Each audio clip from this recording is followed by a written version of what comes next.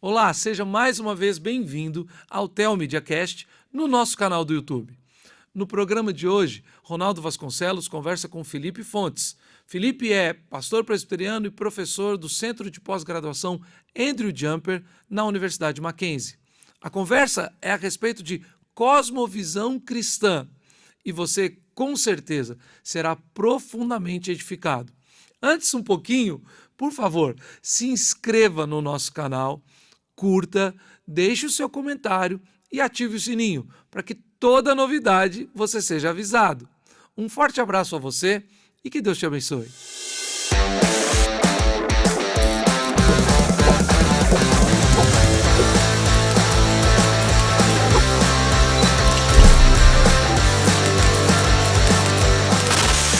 Olá, eu sou o pastor Ronaldo Vasconcelos e você está no TelMediaCast, onde você vê e ouve o melhor da teologia do Brasil. Você pode ouvir nas plataformas de podcast, mas também pode assistir no TelMedia, a plataforma de streaming cristã, em que você pode não só assistir este podcast, mas também pode assistir os filmes, outras programações que podem edificar sua vida e sua família. Hoje nós estamos no 7º episódio do nosso podcast e temos a alegria de contar com o reverendo Felipe Costa Fontes. Felipe é ministro presbiteriano desde fevereiro de 2006, bacharel em teologia no JMC, Seminário Teológico Reverendo José Manuel da Conceição, também pela Universidade Presbiteriana Mackenzie, é licenciado em filosofia pelo Centro Universitário Assunção, é mestre em teologia com concentração em filosofia no Centro de Pós-Graduação Andrew Jumper e também é mestre em educação, arte e história da cultura pela Universidade Presbiteriana Mackenzie. É doutor em educação, arte e história da cultura pela também Universidade Presbiteriana Mackenzie. É casado com Lenice e pai de Ana Lívia e Daniel. Seja bem-vindo, reverendo. É uma alegria tê-lo aqui. Muito obrigado, Ronaldo. Prazer muito grande estar com você. Fico honrado em participar do 7º programa. Eu não tenho muitas questões aí com numerologia, né? Mas é um bom número. Mas é um bom número, né? 7 é um bom número para participar. Para mim, uma grande alegria. Sem dúvida, sem dúvida. E vamos tratar de um tema que, acredito para você e para mim também, é muito interessante, muito gostoso de estudar, de desenvolver e que tem, pelo menos as pessoas que ouvem, quando ouvem pela primeira vez falar sobre isso, costumam abrir a mente. E essa é uma expressão muito comum àqueles que ouvem pela primeira vez sobre cosmovisão cristã. E antes da gente tratar sobre algumas coisas mais detalhadas a esse respeito, eu queria que você pudesse me conceituar. Afinal de contas, primeiro, o que é uma cosmovisão? Isso não é um termo que eu uso na padaria, mas onde eu posso usar e o que é, né? Ok. Primeiro eu quero confirmar um pouco disso que você acabou de dizer, quanto ao impacto que o assunto costuma ter na vida das pessoas. Uhum. Eu estou ensinando sobre esse assunto já há algum tempo. Eu tive contato com ele logo no início do meu ministério, lá em 2006. Aliás, você lendo aí que desde 2006 a minha ordenação já está ficando longe. Nasci até com cabelo branco. Eu estou com saudade daquele tempo que as pessoas dizem, olha, aquele menino ali e tal. Então, eu comecei a ensinar isso desde esse período, e tive contato, comecei a ensinar, mas mais especificamente, desde que eu ingressei no Andrew Jumper, no ano de 2014, onde eu estou ensinando esse assunto. Na verdade, nós temos uma disciplina lá no Andrew Jumper chamada Cosmovisão, Introdução à Cosmovisão Reformada, que é uma disciplina básica. Todos os nossos alunos, que são muitos, têm que passar por essa disciplina. Então, eu tenho o privilégio de ensinar ali no Andrew Jumper para uma média de talvez uns 100 alunos, só contando os alunos presenciais. Por semestre, né? Por ano. Estou pensando aí nos 2 semestres. Okay. Fora os alunos à distância. E são inúmeros os testemunhos de pessoas que, depois de terem passado ou tomado contato com a disciplina de cosmovisão pela primeira vez, ou com esse conceito, experimentam algum tipo de ampliação na maneira como elas vivenciam a fé cristã. Acho que esse é o grande benefício desse conceito. Ele nos ajuda a obter certa ampliação na maneira como a gente compreende a nossa relação com Deus, a nossa relação com o próximo e a nossa relação com o mundo de um modo geral. Mas a sua pergunta foi sobre conceito, né? Significa, primeiro, cosmovisão, depois a gente desenvolve um pouco mais sobre cosmovisão cristã. Ok. De onde vem esse termo, né? Boa distinção, porque como os cristãos falam muito a respeito de cosmovisão no Brasil, as pessoas acabam achando que esse é um conceito exclusivamente e originariamente cristão, o que não é verdade. Cosmovisão é um conceito que nasce no contexto filosófico, mais especificamente no contexto do idealismo alemão. Segundo alguns pesquisadores, o primeiro pensador a utilizar essa palavra teria sido o Immanuel Kant, na sua obra A Crítica do Juízo. Eu recomendo 2 livros para que as pessoas tenham uma noção de como é que nasceu e se desenvolveu o conceito de cosmovisão. Ambos foram publicados pela editora Monergismo, que nos tem prestado um excelente serviço nesse particular aqui no Brasil. Então, o primeiro livro, que é o mais completo deles, é o do David Nagel, Cosmovisão, a História de um Conceito. Na verdade, o Nagel ali mostra como o conceito nasce no ambiente não cristão, como as pessoas se apropriam dele no ambiente cristão, como várias tradições cristãs fazem uso do conceito de cosmovisão, então tradição reformada, tradição católica, então tudo isso você pode encontrar ali. Esse é um livro maior, é um livro mais complexo, então eu não recomendo que alguém que está lendo pela primeira vez sobre cosmovisão comece por aí.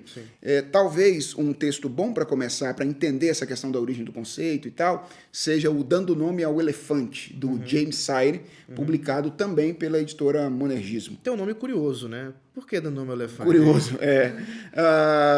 bem, você descobre logo no início do capítulo, do livro, né? No primeiro capítulo, qual é a razão, tem a ver com uma expressão, eu não me lembro se norte-americana ou inglesa, que tem a ver com deixar alguém confuso em virtude de uma pergunta que ele não consegue responder e aponta para os pressupostos daquilo que ele acredita, não é? Então tem a ver basicamente com isso. Está lá no primeiro capítulo do Dando Nome ao Elefante, né, que é o segundo livro do James Sire que a gente tem publicado em português. Tem um outro mais conhecido, que é o Universo ao Lado, mas é nesse Dando Nome ao Elefante que ele trabalha com a ideia da origem, né, do conceito. Conceito mesmo. Então, ele nasce na filosofia com um objetivo muito claro. Qual é o objetivo? Afirmar a atividade do sujeito no processo de conhecimento. Deixa eu tentar explicar isso assim de maneira mais tranquila. De modo geral, até a filosofia alemã, as pessoas imaginavam que o conhecimento dos objetos, conhecimento do mundo, nossa experiência do mundo, ela era imediata. Ou seja, eu tenho a minha racionalidade para conhecer o mundo, a minha razão, tenho os objetos fora de mim, e aí eu tenho um contato imediato da minha razão com os objetos.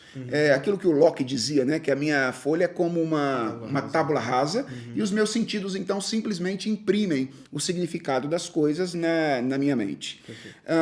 Mas há uma questão intrigante. Se todo mundo tem uma razão semelhante, com categorias semelhantes, se os objetos são os mesmos, a pergunta é, por que pessoas diferentes, se aproximando de objetos semelhantes, chegam a conclusões diferentes a respeito desses objetos? Então, essa é uma questão que intriga esses primeiros pensadores, e eles percebem que a relação do homem com o mundo não é tão imediata quanto parece. Talvez exista alguma coisa aí entre o sujeito e o objeto, entre a nossa razão e os objetos da realidade, que exercem influência, se não determinação, naquilo que a gente vai dizer a respeito do mundo, né? Por isso, uma das metáforas mais comuns utilizadas para a cosmovisão é a metáfora da lente, ou a metáfora do óculos. A ideia é que todo mundo enxerga a realidade a partir de óculos específicos. Eu, às vezes, quero ensinar isso para crianças ou para adolescentes. Eu faço óculos de papel celofane. Já brincou de botar papel celofane na frente dos olhos? E aí eu ver as coisas, exatamente. Como a lente determina a maneira como você vê a realidade. Aí às vezes eu dou para o pré-adolescente ou para a criança, falo, bota esse óculos vermelho aqui, o que acontece com o mundo? Aí o mundo fica todo vermelho. Eu falo, agora tira esse vermelho e coloca esse azul. Aí a pessoa vai lá, coloca o azul, fala, nossa, agora o mundo está todo azul, faz isso com o amarelo agora. E aí é uma maneira de mostrar para ele que a nossa aproximação da realidade e o nosso conhecimento do mundo, ele não é tão neutro, né? Para usar uma outra palavra importante, né? Ele não é tão neutro quanto parece. Então, esse conceito nasce ali, na filosofia alemã, basicamente enquanto um conceito que afirma o sujeito no processo de conhecimento. Para dizer, você não é tão passivo quanto parece no seu conhecimento. E nesse sentido, portanto, todo mundo tem cosmovisão. Sem dúvida. Todo mundo tem pressupostos, todo mundo tem alguma coisa que media esse conhecimento. Interessante. Agora você já usou uma palavra que recheia a cosmovisão de conteúdo. Não é? Porque até então a gente estava dizendo, tem alguma coisa que determina a nossa maneira de enxergar a realidade. Aí você usa uma palavra que é a palavra pressupostos, né? Ou seja, suposições prévias, não é? Ou seja, todo mundo tem um conjunto de, eu vou chamar aqui de conjunto de crenças fundamentais. Certo. Por que eu prefiro usar a palavra crenças a usar a palavra suposições ou conceitos? Porque eu entendo que cosmovisão transcende a dimensão das ideias. Certo. Aliás, essa é uma crítica que a abordagem originária de cosmovisão tem sofrido mais recentemente. Não é? E eu acho que uma maneira de trabalhar com isso é afirmar que, na verdade, quando a gente está falando de cosmovisão, a gente está falando só de conceito, não, só de ideia, não. A gente está falando de compromisso fundamental. Então, por isso, Impulsos. Dá para usar esse termo? Ou ele está muito recheado de psicologia? É perigoso. É um termo perigoso. Ele é um direcionamento religioso. Certo. Não é? Mas por isso que eu prefiro usar a palavra crença, e eu estou usando a palavra crença mais no senso comum, não no sentido epistemológico, porque a crença tem a ver com aquilo com a religião, não é? Na visão popular. Então, eu diria, é um conjunto de crenças fundamentais a respeito do universo, a respeito de nós mesmos, a respeito de Deus, que determinam a maneira como nós conhecemos a realidade. Então, essas crenças não necessariamente conscientes. Isso é fabuloso. Nós podemos estar completamente inconscientes da nossa cosmovisão. Aliás, a Bíblia tem alguns episódios interessantes em que isso parece estar presente. Eu vou lembrar um aqui. Jesus Cristo, quando se encontra com um jovem rico, por exemplo, esse é um episódio bastante interessante, porque o jovem rico ele revela, na sua conversa com Jesus, que ele era, pelo menos na opinião dele, um bom judeu. Não é? Se alguém perguntasse para ele qual é a sua cosmovisão, ele diria, eu sou um judeu. Você está comprometido com o quê, finalmente? Eu estou comprometido com o Deus de Israel. Ele conhece a lei, ele diz, não apenas conheço a lei, mas eu estou cumprindo essa lei o tempo inteiro, etc. E aí Jesus, então, dá aquela ordem, né? Faz aquele desafio a ele, diz, olha, então, só falta uma coisa a você. Vende o que você tem, dá aos pobres e me segue. O que Jesus estava fazendo ali? Né? Ele não estava dando necessariamente uma ordem generalizada, que é aplicada a todas as pessoas, né? Mas ele estava lendo o coração daquele jovem, percebendo que, embora ele tivesse a ideia de que era um bom judeu, ele tinha um comprometimento fundamental no coração com os seus recursos materiais que precisavam ser, de alguma forma, vencidos. Então, o jovem rico, na cabeça dele, ele diria, eu sou um bom judeu, mas Jesus está mostrando para ele, olha, talvez você esteja mais comprometido com algumas outras crenças do que você imagina. Então, todos nós temos esse conjunto de crenças fundamentais, não é? E pode ser consciente ou inconsciente. O James Sire, aliás, lá no... Consistente dando e nome inconsistente. Exatamente. Ele diz que uma cosmovisão, além de variar no que diz respeito à consciência, pode variar no que diz respeito à consistência. Né? Então, você pode ter uma cosmovisão mais consistente. Ou crenças que são antitéticas uma da outra, que são inimigas uma da outra. Isso. Você pode ter as duas. Exatamente. Mas você falou de uma coisa que eu acho que precisa ser desenvolvida porque é muito importante. Você falou que nós temos crenças no coração. Mas o coração não é o músculo que bombeia sangue? Boa pergunta. Ou a sede das emoções. Isso, eu amo as pessoas com o meu coração e tal. Essa é a tendência da maioria das pessoas quando pensa nesse conceito. A gente trabalha na mentalidade popular com o coração como se ele fosse a sede das emoções em contraste com a razão. Certo. Então, o exemplo que eu dou para explicar isso, no senso comum, é a maneira como as mulheres às vezes falam, distinguindo a personalidade delas e a do marido delas, né? Às vezes as mulheres a gente dizem assim, pastor, lá em casa o meu marido é mais razão, eu sou mais coração. E o que ela está querendo dizer com isso? Fica até poético, né? Fica bonito, Rima e tudo mais. E o que ela quer dizer com isso? Que o marido dele é um bruto, né? Não é bem isso. É que ele é mais objetivo, ele é mais guiado pelas coisas da racionalidade, enquanto ela seria mais guiada pelas coisas da afetividade, né? Ela é mais afeto. Mas por que a gente entende coração assim? Porque a gente é filho do romantismo francês, né? Então, isso é uma influência da mentalidade, da história. Filosofia francesa. Exatamente, na nossa mentalidade. Mas agora em termos bíblicos. Isso. Então, biblicamente, o coração, ele é, na verdade, a sede nuclear de todas as funções da alma humana. Biblicamente falando, ou à luz da antropologia bíblica, a Bíblia concebe o homem como um ser que é constituído de várias funções. Então, por exemplo, nós somos seres que pensam, nós somos seres que sentem, que tomam decisões, que têm senso de justiça, que têm senso estético. Tudo isso é constituinte da nossa humanidade, não é? E para a Bíblia, essas funções elas não são autônomas, elas não funcionam autonomamente. Elas são dirigidas, governadas por alguma coisa que ela chama de coração. Então, coração é esse núcleo da existência humana que é a sede básica de todas as funções. Quando você entende isso, você entende alguns textos bíblicos de maneira bem mais profunda. Então, por exemplo, Provérbios capítulo 4, verso 23, de tudo que se deve guardar, guarda o coração. E qual é a razão que a sabedoria bíblica dá? Porque dele procedem as fontes da vida. Ou seja, se o coração estiver guardado, a vida toda está guardada. Salmo 119, 11, que todo mundo conhece. Guardo no coração as tuas palavras para não pecar contra ti. Então, onde é que as palavras de Deus precisam estar guardadas para que as nossas decisões sejam corretas nessa dimensão de existência que é no coração?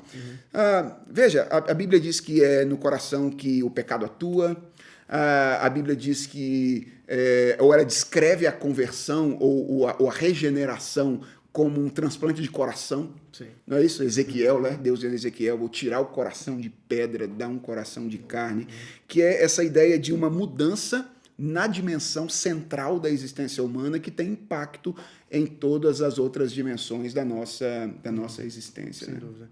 Então, a gente fica muito claro que, apesar do termo, né, até mesmo a ideia inicial, ter sido gestada na filosofia, ela, nas escrituras, já estava lá.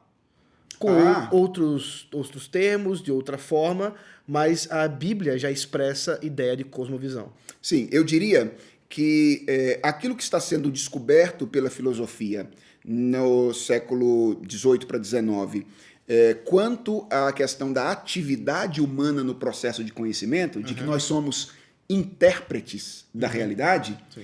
isso absolutamente está presente no conceito bíblico de homem.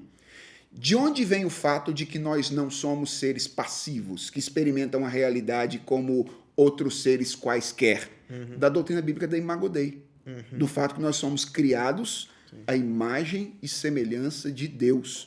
Então, assim como Deus é criador, nós somos, num certo sentido, criativos. Nós somos intérpretes da realidade nesse sentido.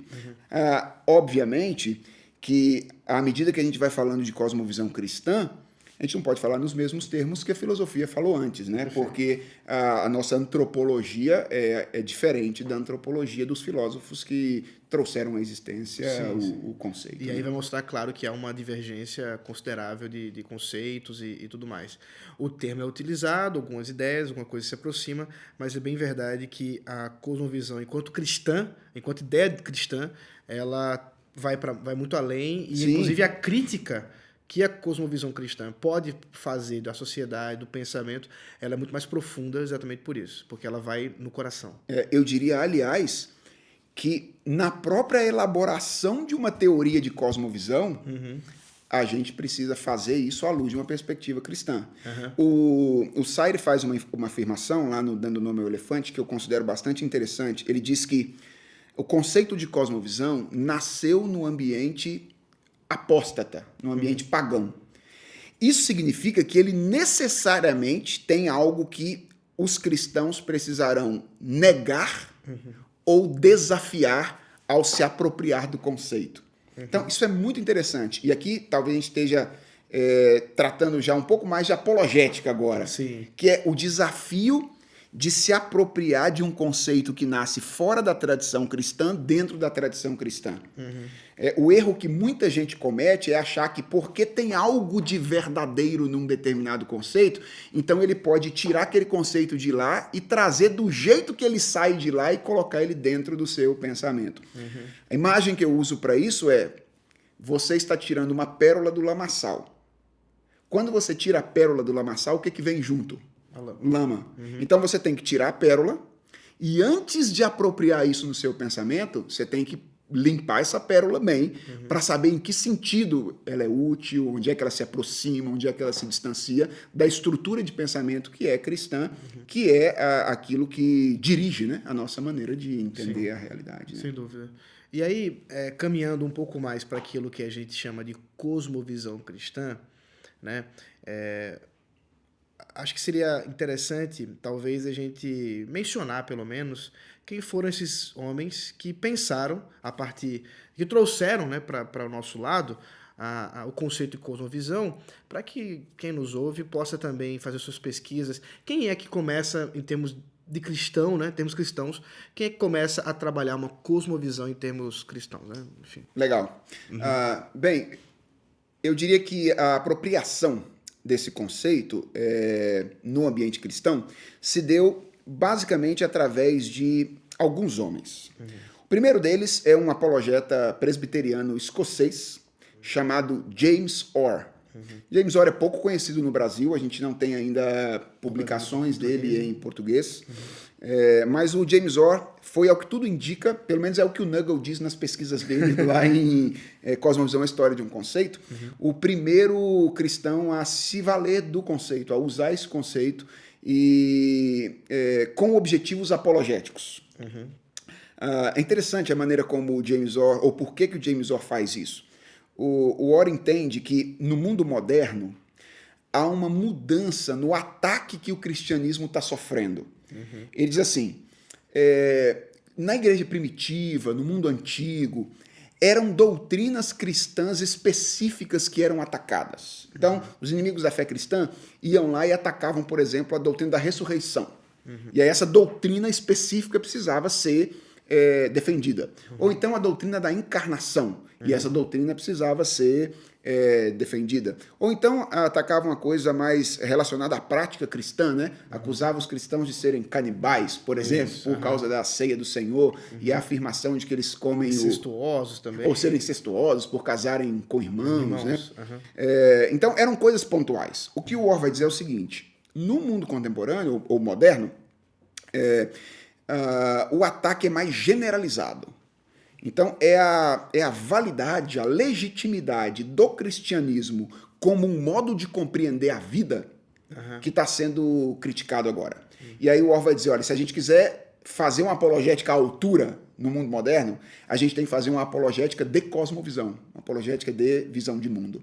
Então, por essa via da apologética que o conceito de cosmovisão adentra o cristianismo. Né?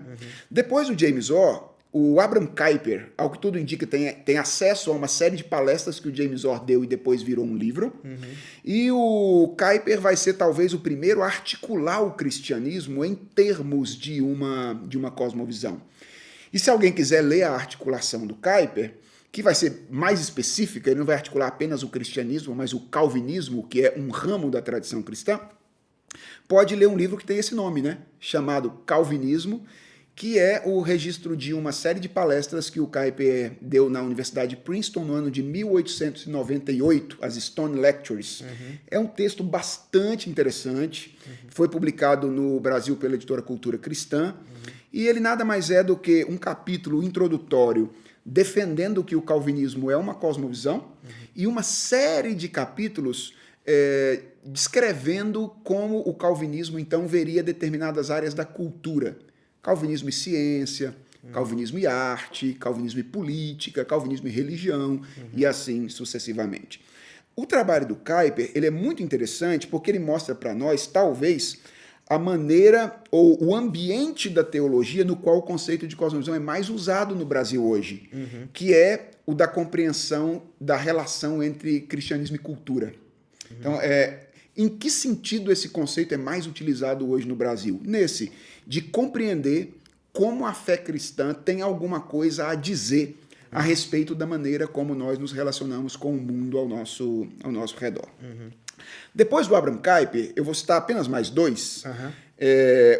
Nós temos um discípulo dele, que é o Herman Dooyeweerd, que é um filósofo holandês, discípulo do Abraham Kuyper, foi professor depois na Universidade Livre de Amsterdã, e ele é muito importante porque o Dooyeweerd é o primeiro indivíduo a articular no mundo moderno a cosmovisão cristã, tal qual trabalhada pelo Kuyper, em uma filosofia rigorosa. Certo. Então, eu diria que, para aqueles que estão envolvidos no serviço acadêmico, não é? E que precisam de uma matriz filosófica para pensar áreas do conhecimento específica à luz de uma perspectiva cristã, o Dooyeweerd é alguém muito importante, porque ele vai aprofundar as discussões sobre cosmovisão e articular isso numa filosofia mais rigorosa, né? Uma filosofia mais densa. A gente tem alguma coisa dele em português já? A gente tem bastante coisa em português.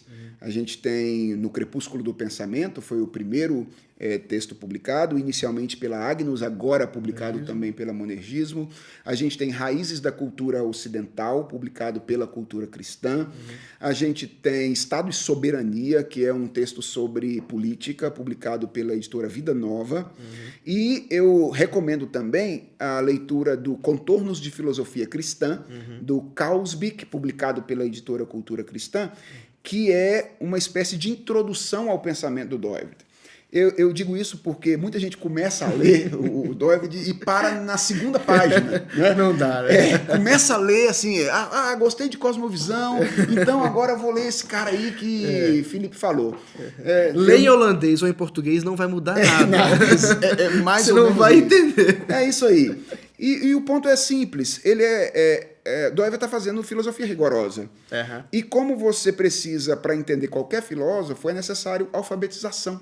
Né? Então você primeiro tem que ser alfabetizado na terminologia para então depois compreender. E o Kausbeck faz isso bem. Então eu recomendo essa obra dele. E o último, talvez o responsável maior por tornar a ideia de cosmovisão popular, isso não quer dizer que não com profundidade, né, que ele não seja também um pensador profundo, é o Francis Schaeffer. Né? Talvez seja mais conhecido das pessoas. Porque publicado antes. Publicado aqui, desde a década de 70, Isso. se não me engano, aqui no Brasil. As primeiras publicações pela editora Refúgio, se não me engano, traduções do Reverendo Vadislau. Exatamente. Então, o Schaeffer, ele também é um personagem interessante, e mais de natureza pastoral e evangelística. Schaeffer era um missionário, né? Às vezes a gente lê os textos assim, acha que está lendo um cara que está escrevendo ali na academia, né? Textos, está lidando com um evangelista. Era assim que ele, inclusive, gostava de ser chamado, né? O evangelista. E Schaeffer é o responsável por relacionar a ideia de cosmovisão à evangelização. Sim. Mais pela relação entre apologética e evangelização. O Schaeffer entendia que no mundo moderno, no mundo que ele já estava vivendo, ele está vivendo ali na transição, né, do que a gente chama de modernidade para pós-modernidade. Fim da Segunda Guerra Mundial. Exato. Nesse período, ele entende que o pessoal já tem muita influência de uma mentalidade não cristã. Então, a comunicação do evangelho, que seria a evangelização, ela necessariamente, nessa época, precisava vir acompanhada de um movimento de destruição. Ou seja, você precisa primeiro demolir para depois construir alguma coisa. E esse demolir, que era o papel do Schaeffer da apologética que acompanha, segundo ele, da apologética que acompanha a evangelização, tem muito a ver com cosmovisão. Porque esse demolir significa demonstrar de alguma forma, mostrar de alguma forma para uma pessoa com quem você conversa, ou até para um auditório. Isso tem implicações para o pregador, não é? Sim. Que uma determinada visão de mundo, uma determinada maneira de compreender a realidade não se sustenta, é incoerente, é inconsistente, tem falta de correspondência com a realidade, é incapaz de oferecer conforto existencial, né? Tudo isso está envolvido aí na abordagem do Francis Schaeffer. Então, 4 nomes aí, né? James Orr, Abraham Kuyper, Herman Dooyeweerd e Francis Schaeffer. Esses nomes, sem dúvida, compreendem bem a história da cosmovisão, o Acho uso que dela, sim. e eu acho que em níveis bem importantes, e daí, talvez, um bom caminho seja fazer o caminho inverso, né? Começar com Schaeffer para chegar em Orr. Acho que sim, acho que é um bom caminho. Mas mesmo em Schaeffer, é necessário fazer ressalvas. É verdade. Né? Porque, de repente, o cara começa a ler o Schaeffer e vai direto para a morte da razão. Aí não dá. Não dá. É um resumo já. Exatamente. Então, eu recomendaria que mesmo em Schaeffer, talvez pudesse ir ali para verdadeira espiritualidade. Aliás, aproveitar e fazer uma recomendação. Sim. A gente tem um colega em comum, o reverendo Alan Porto. O reverendo Alan Porto tem trabalhado muito com o pensamento de Schaeffer no Brasil, tem escrito bastante, gravado algumas coisas. Então, se o pessoal quiser conhecer mais de Schaeffer, talvez Alan Porto possa ser aí uma boa ponte para o pensamento de Schaeffer. Né? Fez um bom trabalho que foi orientado por você. Na verdade... A modéstia me pede. Que legal. O trabalho era bom por natureza. Muito bom. E eu acho que Schaeffer tem essa importância mesmo, de trazer a coisa para a prática, e talvez os nossos ouvintes estejam se perguntando também isso, mas tá bom. Vocês estão filosofando demais, me ajuda a entender isso na minha leitura bíblica, na minha vida no trabalho, na minha vida com a igreja, com meus filhos, como é que cosmovisão se relaciona. E nesse sentido, eu acho que Schaeffer faz isso também, eu sei que Dooyeweerd faz antes. Como é que a gente pode compreender aquele conceito bíblico de criação, queda e redenção? Que, se der para você resumir, eu sei que é bastante coisa. O que a gente pode observar nisso aí? Isso. Criação, queda e redenção é uma maneira de se articular cosmovisão. Então, como a gente mencionou no começo, cosmovisão é um conjunto de crenças, não é? Mas a gente só pode falar disso teoricamente. Então, não tem outro caminho. Então, a gente está falando de alguma coisa que é suprateórico, que transcende a teoria, mas a gente só pode falar das coisas no ambiente da teoria. Né? Então, existem várias maneiras de se articular uma cosmovisão. Esse é o desafio dos estudiosos, né? Tentar tornar isso palpável. Uma das maneiras é através de uma grande história. Né? É a maneira narrativa de se articular uma visão de mundo. Uma história que tem começo, meio e fim. Olha que interessante.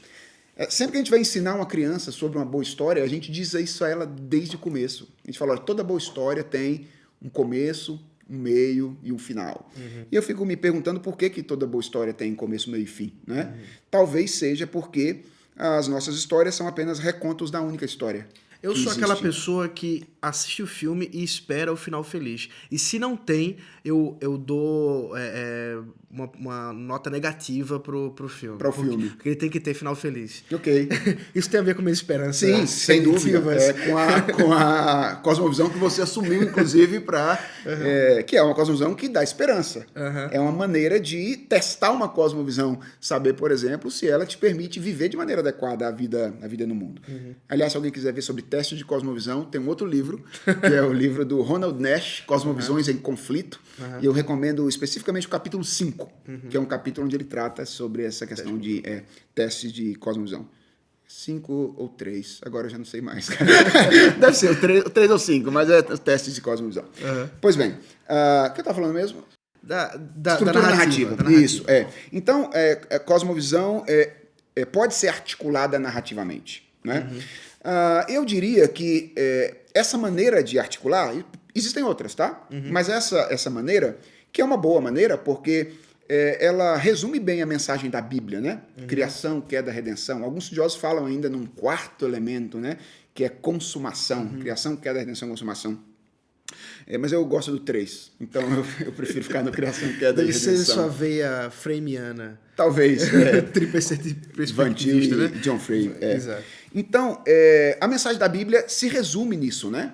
Deus criou um mundo, Nós estragamos o mundo que ele criou, a partir do momento em que nos rebelamos contra ele, e ele está restaurando em Cristo o mundo que ele criou e a gente estragou.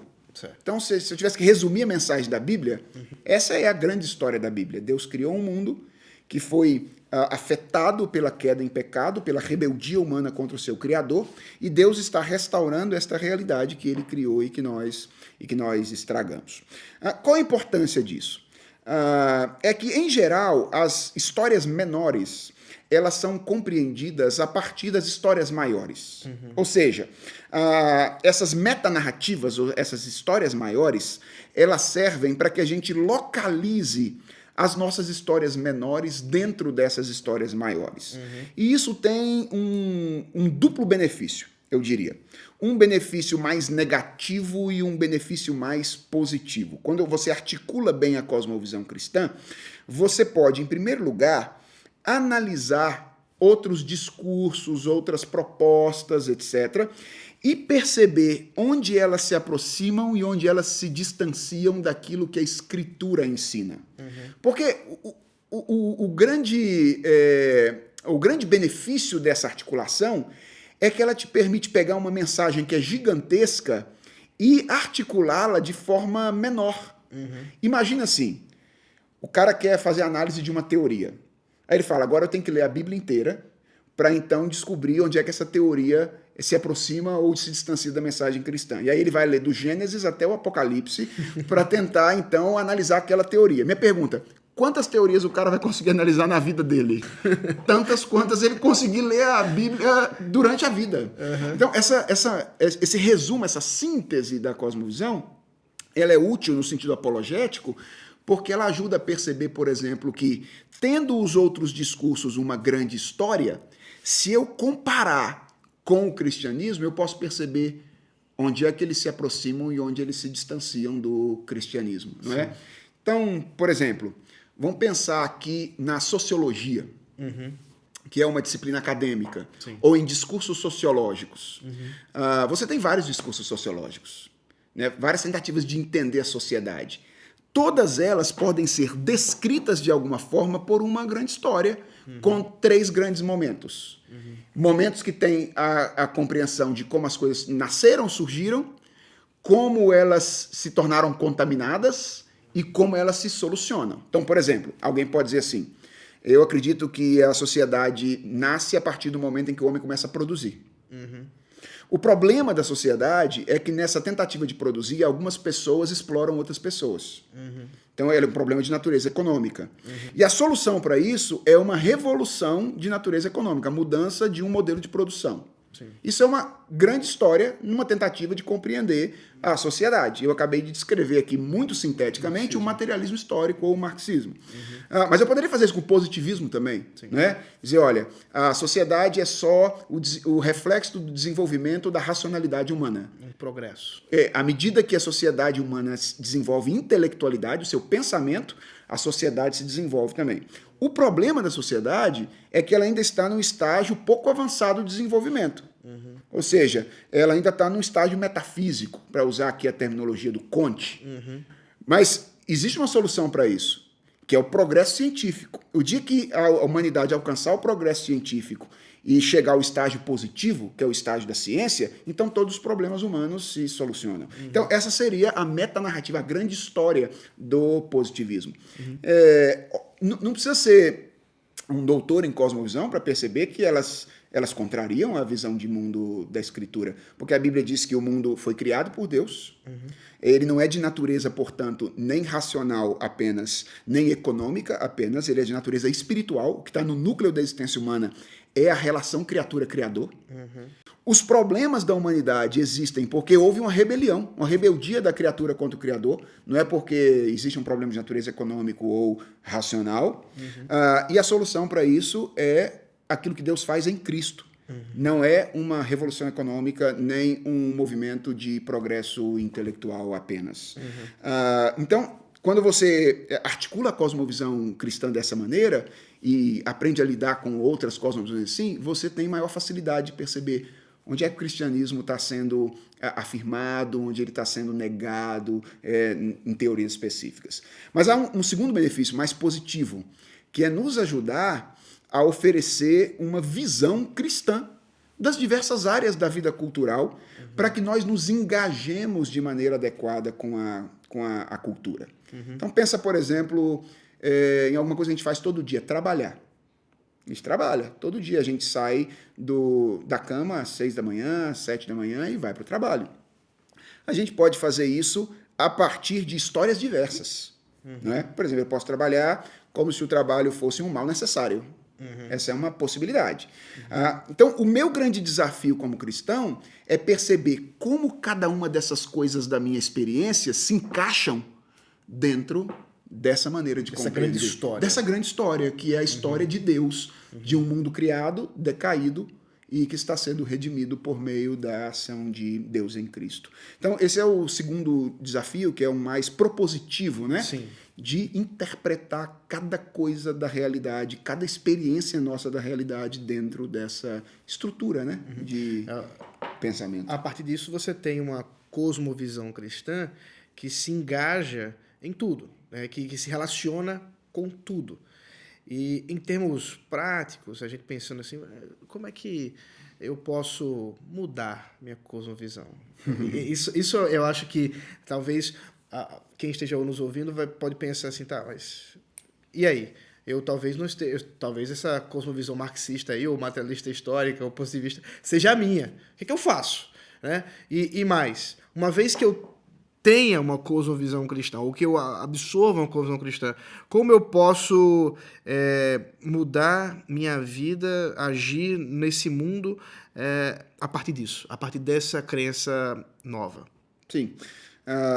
Bem, Dr. Mauro, que é meu diretor lá no Andrew Jumper, disse que tem perguntas que valem $1 milhão. Okay? Essa é uma típica pergunta de $1 milhão, não é?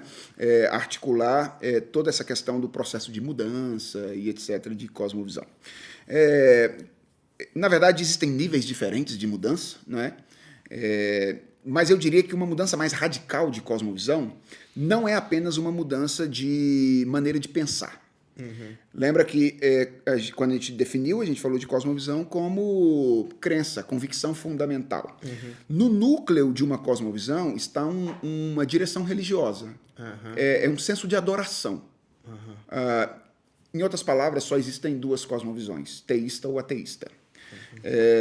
E a nossa cosmovisão é sempre dirigida por aquilo ou aquele a quem nós adoramos. Certo. Então, eu diria que uma mudança radical de cosmovisão é uma mudança de adoração, que só pode acontecer por meio da ação sobrenatural de Deus, por meio do Espírito Santo e da palavra. Então, é um encontro com Deus através do Espírito Santo e da sua palavra. Não há outro caminho para que isso aconteça. Tendo essas disposições mais fundamentais do coração mudadas, o desafio é perceber de maneira prática como é que essas disposições precisam ser encarnadas no todo da nossa existência. Aí eu diria que não há segredo. Não há segredo. Eu gostaria de dizer que existe um caminho fácil, assim, do tipo, ajoelha aqui, vou fazer uma oração forte, e aí você vai resolver e tal. Isso é um processo. Um processo.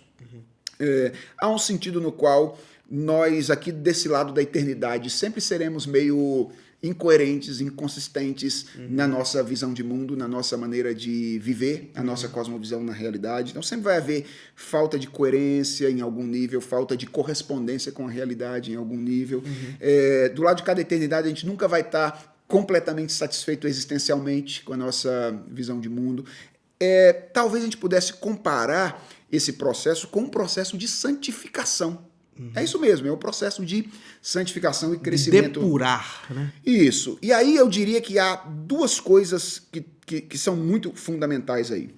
Primeiro, o contato com a palavra de Deus, com ela diretamente, e com a tradição cristã clássica e reformada, de um modo geral. Eu diria que há algo que tem a ver com a mente, e a nossa maneira de pensar precisa ser de alguma forma transformada, mas isso não é plenamente suficiente.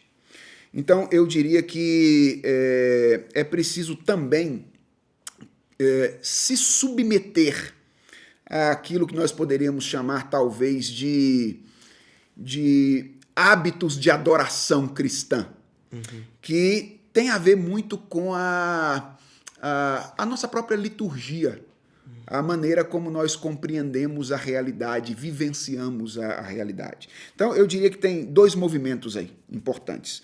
Um movimento de transformação da mente e um movimento de transformação dos nossos hábitos, da nossa maneira de ser.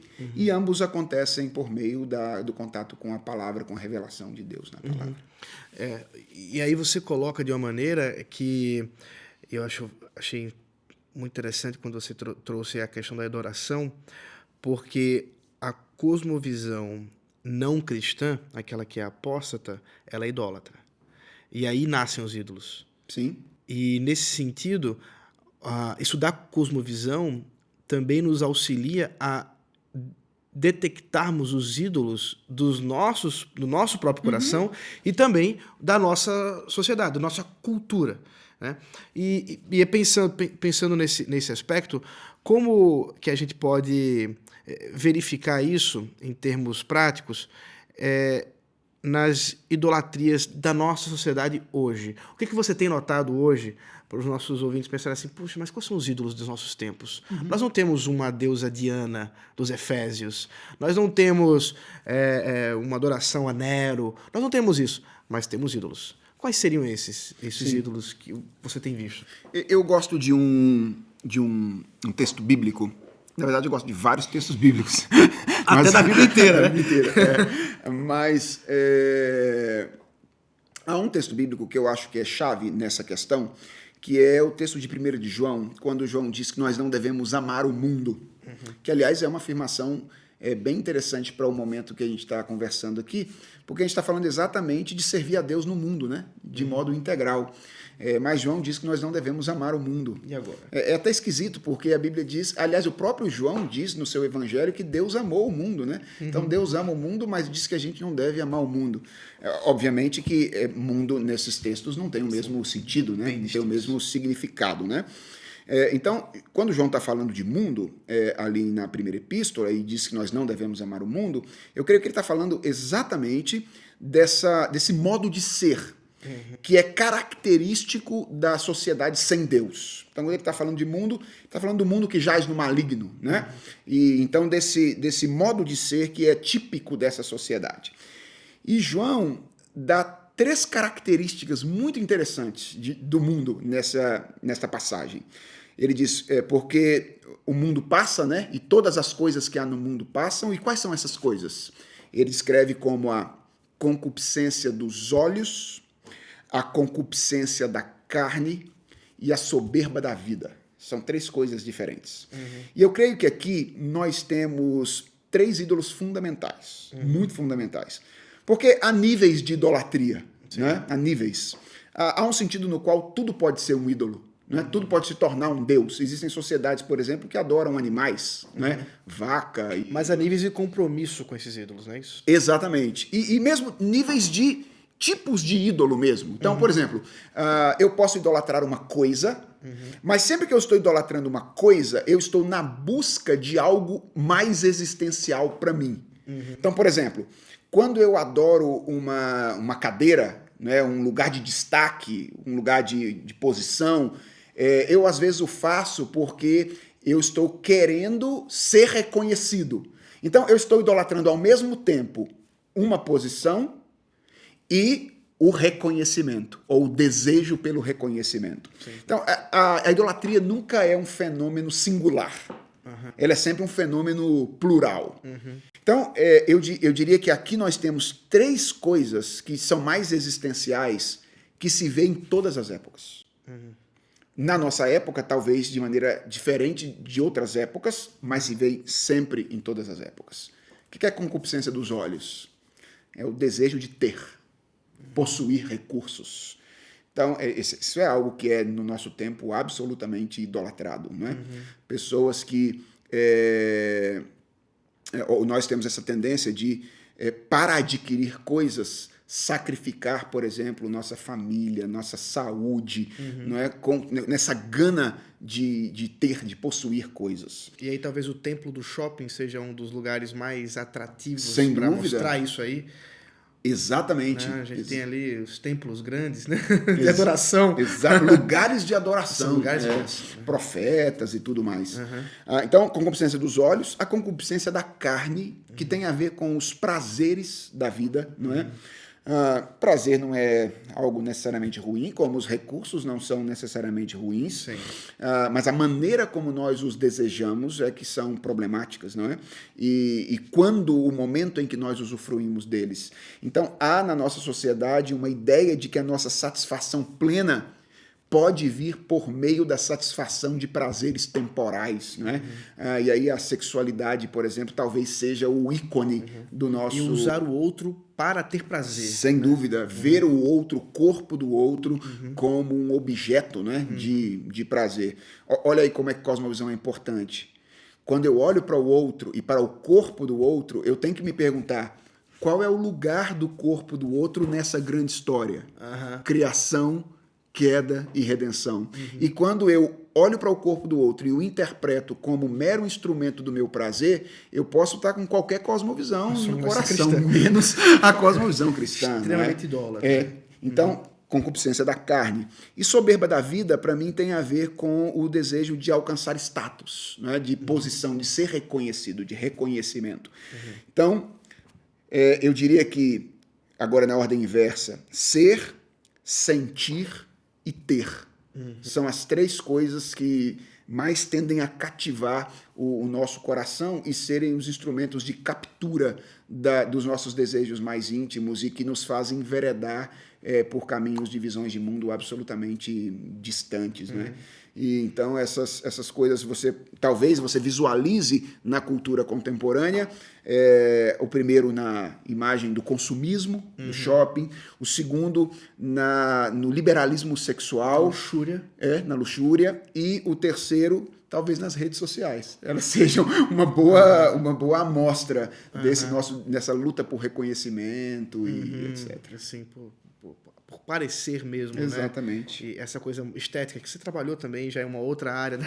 Das suas pesquisas, mas assuntos para um outro programa. Exatamente, mas que terminam múltiplo de 7. Pode ser o 14 ou 20. Exato. Mas que terminam se entrelaçando.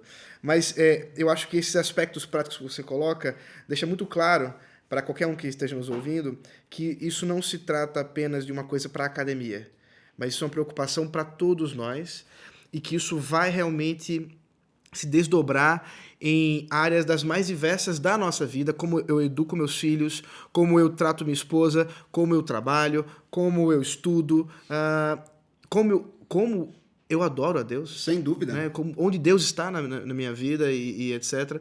E acho que nesse ponto, uma das coisas que talvez, em termos de cosmovisão, que tem... mais prejudicado na visão de mundo cristã, agora eu digo evangélica, é a dicotomia.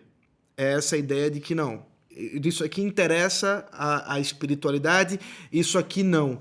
E isso é uma cosmovisão, mas não é cristã.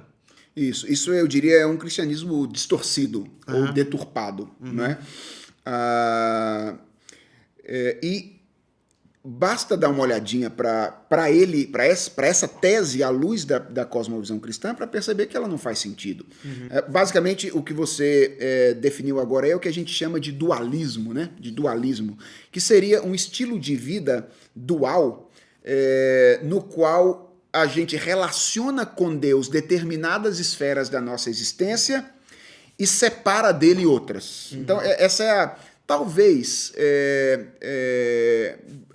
eu ia dizer a maioria, mas eu não tenho pesquisas para dizer isso, então eu quero ser mais cuidadoso. Eu diria que uma boa parte do evangelicalismo brasileiro ainda é bastante dualista. Então, sempre que a gente pensa no serviço a Deus, a gente pensa em determinadas áreas da vida, como a ética, ou então a nossa vida religiosa, a vida de igreja. Então é ali que se dá o serviço a Deus. Mas a gente separa todos os outros aspectos da vida, como educação, política, arte, dimensão jurídica e tal, como se isso pudesse se desenvolver a parte do senhorio de Deus, né? Então, boa parte das pessoas pensa, olha, eu cultivo o meu relacionamento com Deus, a minha vida com Deus, aos domingos, quando eu vou à igreja, ou então quando eu pego a Bíblia para ler, ou então quando eu paro com a minha família para orar. Então, nesses momentos, eu estou diante da face de Deus, vivenciando a vida cristã. Quando eu estou trabalhando, ou quando eu estou assistindo um filme no cinema, ou quando eu estou fazendo compras, aí não, aí sou eu que estou cuidando da minha vida. É por isso que a gente chama de dualismo, né? Como se a gente tivesse uma parte da vida que Deus está relacionado com ela e é Senhor sobre ela, e uma outra parte da vida que Deus não está muito relacionado e que a gente, então, pode reger ou regulamentar segundo nossas próprias... E o engraçado é que a de Deus é sempre menor que a nossa. Porque é o dízimo, né? Porque ele é 10%. Exatamente. A gente fica com 90%. A gente fica com 90% aqui, dá 10% para Deus ali. Então é interessante isso. Agora, veja, a partir do momento que você leva a cosmovisão cristã a sério, pensa naquela articulação que a gente fez. Você não pode fazer essa divisão. Por quê? Porque a Bíblia começa com a afirmação de que Deus criou todas as coisas. Tudo. A Bíblia diz, no princípio criou Deus os céus e a terra. Então, esse estilo de vida dualista não passa pelo primeiro versículo da Bíblia. Okay? Não passa pela narrativa de criação. Deus é o criador de absolutamente todas as coisas. Sim. Todas as coisas significa todas as coisas. Por incrível que pareça, tudo aquilo que a gente faz, não é? Da mesma forma, a cosmovisão cristã diz que o pecado afetou todas as coisas. E veja como é interessante. Nesse estilo de vida dualista, a gente acha que porque a gente está fazendo coisa de igreja, então a gente está isento de pecado. Calma lá. O pecado afetou todas as coisas. Sim. Então a gente pode vivenciar coisas relativas ao pecado fora da igreja, mas a gente pode experimentar coisas relativas ao pecado dentro da igreja. Veja como é que esse dualismo é pernicioso. Ele nos ilude quanto ao fato de que aquela música fala sobre Deus, então é boa. Ou ela foi cantada na igreja, então é boa. Aquele discurso falou o nome de Deus, então é bom. Calma, a semente da apostasia afetou todas as coisas, inclusive a vida eclesiástica, inclusive as coisas relacionadas à igreja. E a Bíblia diz que Deus está redimindo todas as coisas. Sim. Paulo diz que a criação inteira geme aguardando a redenção. Então, eu sei que frequentemente a gente pensa no mundo vindouro e a imagem que a gente tem da eternidade é o céu da novela A Viagem, da Globo. Lembra? Aquelas almas penadas. Aquele jardim grande, né? Exatamente, aquele lago. Muito bucólico. É a imagem que a gente tem, assim, como se todo o desenvolvimento cultural, por exemplo, né, tivesse fadado a ser destruído e não tivesse nenhuma continuidade. Isso. Não é isso que a Bíblia diz. A Bíblia diz que o reino messiânico, o reino futuro, tem, além de uma nova religião, uma nova política, uma nova arte, uma nova economia. Cidade. Tem uma nova ordem de coisas funcionando, né? Então, veja, se você trabalha com criação, queda e redenção, você pega esse estilo de vida dualista, essa cosmovisão simplesmente esmaga. Não é? Veja, esse movimento intelectual é fácil. Sim. Esse movimento intelectual, ele talvez seja o mais fácil. Compreender isso. Compreender. O mais difícil é viver integralmente diante da face de Deus. Isso.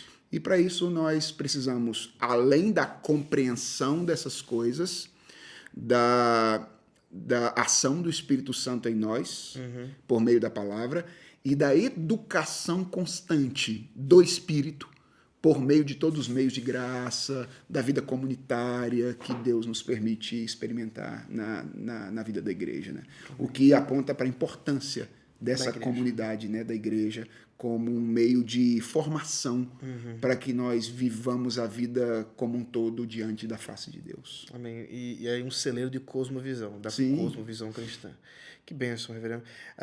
Acho que diante de tudo que a gente colocou aqui, a gente conversou, nós podemos dar graças a Deus, porque Ele nos deu meios de poder adorá-lo, de poder agradar a Ele, e acho que fica claro para quem nos ouve a importância desse assunto, a abrangência dele não dá conta da gente poder em uma hora e pouco falar sobre isso. A gente precisa de muito mais tempo e talvez fique aqui o convite para a gente falar sobre cultura. Sim. Porque é um desenvolvimento que seria bem interessante para a gente conversar mais. Claro. Por enquanto, né, a gente fica por aqui. Posso fazer uma indicação apenas? Claro. A melhor articulação de cosmovisão cristã que a gente tem hoje no Brasil é um pequeno livro publicado pela editora Cultura Cristã, do Albert Wolters, chamado A Criação Restaurada. Então, eu gostaria de encorajar aqueles que estão nos ouvindo ou nos assistindo a lerem A Criação Restaurada, uma base bíblica para a cosmovisão de Albert Wolters.